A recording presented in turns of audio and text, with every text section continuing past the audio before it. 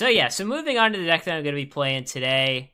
Um, it's a mostly like standardish Thunder Dragon and Chaos deck. Honestly, like some choices are like, you know, my preference, but otherwise be standard. Decided to play this just because like I never play this kind of deck, so I sort of wanted to like give people, give people the opportunity to see like how I play this kind of deck and how I build it because it's kind of a rare opportunity. And yeah, I mean overall, I still think that like a Thunder Dragon Chaos deck, just sort of the standard build without metas. I don't think it's amazing like in this current meta right now. I think it's kind of overplayed and inbred. But if, someone forced me to go to a tournament with this kind of deck, this is how I'd build it. The side looks probably a little thrown together, but I actually put a lot of thought into the side deck.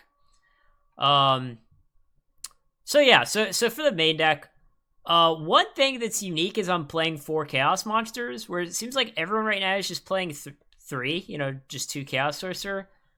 And to me, if you're gonna play this type of deck, a deck with 3 Thunder Dragons and no metas, if you're gonna play that kind of deck, to me the whole point of doing that is to play the full 4 Chaos Monsters. Because if you're only playing 3, you're just not gonna have that much card advantage. And yet, like, 95% of this deck's pilots, like, only play 3. And I get the reasoning, like, lots of main deck Haikus, lots of, and to some extent, even main deck mind controls. But to me, if that's your thoughts, then just play a different deck, right? To me, it's like, if you're going to play this type of deck, like, commit to it, right? Don't, like, be like, oh, I don't know, I'm only going to play 3 Chaos Monsters. So that's my thoughts. So since I'm playing 4 Chaos Monsters, I kind of want to make sure I had enough lights. So I went with the full 3 Faith, which, I normally don't do, but I kind of made the exception here. And then I also went with 1 DD Warrior Lady for 7 lights in total.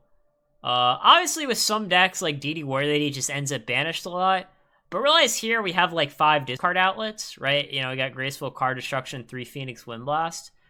So it's pretty easy to just discard DD Warrior Lady from our hand if we really want it to be in the grave. And we could do it with BLS too. That's like the nice thing about playing 4 Chaos Monsters is we can go like discard BLS to Wing Blast and know, okay, we still have like 3 Chaos Monsters left in our deck. And then, that's like the light for Chaos Sorcerer. Yeah, so monster's pretty standard otherwise. I'm only playing 2 Dakochi. Mostly it's like a space thing. I have the return in the side deck. So like against the mirror, I want to have 3 Dakochis in the main, so that's why I have the 3rd sided. But in the main deck, I didn't really have room for all 3. We could do like 3rd Dakochi instead of 3rd Spy. But I want to have the full 3 Spies. One, because it's still pretty good against aggro right now, whereas Dakochi is not so good against aggro. Also, like, if Spy ends up, like, say we have Spy search another Spy and they both end up in the grave and we get one back with Night Assailant, I want to have the 3rd Spy in the deck, to search. Same thing with, like, if we have Spy plus Tsukiyomi, right? I don't want to run out of targets too early. So that was why I went with this here.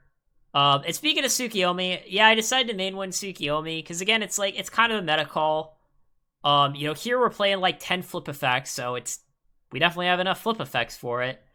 And, I wanna have like the main deck out to Kaiku. Again, it kind of like I talked about with the turn deck, I like to have good Sangan targets. And if like we already have Sinister in our hand, a lot of times they're gonna want to search Tsukiyomi with Sangan. So that's why I main decked the one Tsukiyomi. Other than that, like Mods is pretty standard. Spell is also pretty standard. Some people don't main MST, but I don't know. I like MST right now. It's pretty good against everything. Traps are a little different. Traps are definitely a little different. So I'm not maining Mirror Force. It's in the side.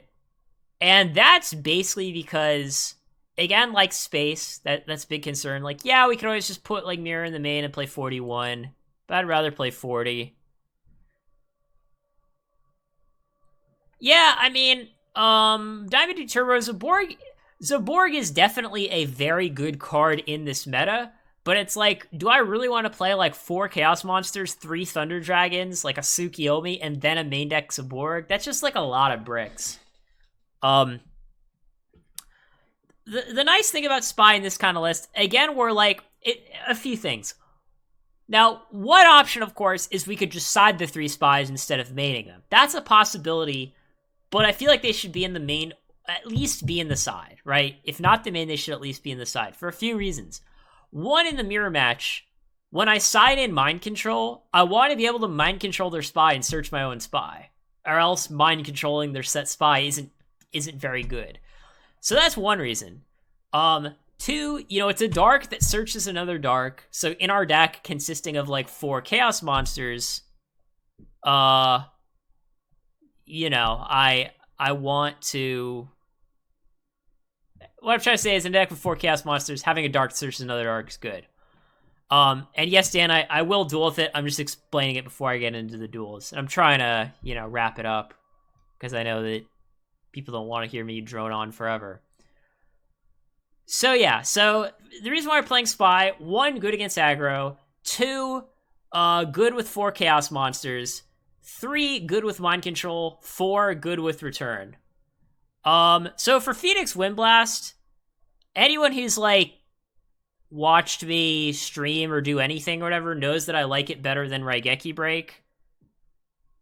See, that's what people don't realize about Wingblast Diamond Turbo. It's actually better against Breaker and Chaos Monsters than Raigeki Break is. Because in this deck, all of our set spells or chops are chainable, so if they summon Breaker, we actually want to make them redraw their Breaker.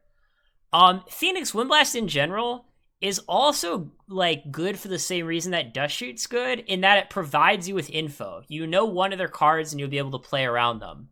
Phoenix Windblast is also far, far, far better against Reasoning Gate than Raigeki Break is, because, I mean, there's a lot of reasons. One, if they, like, summon a Crane, you can chain Wingblast on their Crane, make them redraw their Crane. 2, if they activate Reasoning, you can send a monster to the top of their deck, guarantee you call Reasoning correctly. In Chaos Mirrors in general, Phoenix Windblast is much better than Raigeki Break because you don't want to put their monsters in their grave. Even, like, against certain aggro decks. So, for example, if you set, like, a Dakochi turn 1 and a Wingblast, and the aggro player summons Mystic Swordsman level 2 and tries to attack into your Dakochi, you actually want to Wingblast their level 2, because then you flip Dakochi, start poking them directly, and their Mystic level 2 doesn't really do much. And against aggro, whether it's like Warriors or Chaos Recruiter or whatever, if they have too many monsters in hand, it's kind of hard for them to really do anything. They kind of want like one monster and a bunch of back row. So if you just like keep sending their monsters to the top of their deck, it can kind of get clogged. And yeah, I mean, Wingblast it is slightly better against like Library FTK. Like, yes, there are some decks where like Raigeki Break is better, mainly Gravekeepers, because against Gravekeeper, you just want to, like, kill their Necro Valley. But against, like, 90% of the meta, Wingblast is just better. As far as Curse Seal over Magic Jam are pretty easy. We only play, like, 11 spells main deck, and we want to be able to, like, discard Thunder Dragon and Night Assailant. So that's pretty simple. So yeah, I definitely like Wingblast. There's a lot of cool things that we can do with it that we can't really do with Raigeki Break. So yeah, I think I've kind of gone over the main deck sufficiently. One thing that I'm trying in the side deck that's kind of interesting is I have this Brain Control Mobius thing going on here. So like against aggro, my logic is I want to be siding in Mobius, so Brain Control makes it easier to summon Mobius. And against aggro, like Brain Control is often pretty good, like even if you don't have a tribute monster, right? Because like there's a few things you can do. One, you can, like, Brain Control their Kaiku and just summon a Chaos Monster and, like, banish the Kaiku, or banish whatever it is you want. A lot of times they'll have 2 monsters in play. Like, they might have a Blade Knight and a Kaiku. You Brain Control one, attack over the other. So I want to try out Brain Control as, like, an anti-aggro card. Yeah, I mean, like, Yeah, it's kind of interesting because like obviously like most of the warrior decks play chaos monsters right now. So like against most decks that play chaos sorcerer, you just side in like mind control. Problem is against like chaos warrior, they don't like set cards like magician of faith. So brain control in a way is kind of like mind control, except it's like for chaos warrior instead of like a chaos control kind of deck. And then like it also happens to be good with Mobius, and then like obviously we can just brain control like tribute for Thunder Dragon or whatever, which is kind of cool. And like against aggro, sometimes they'll like solemn themselves down really low, like they'll solemn a card, solemn another card, and you can just brain control their guy and just threaten to kill them. So I don't know. I mean, I think this is something that people should try out. I mean, maybe it won't work. We'll see.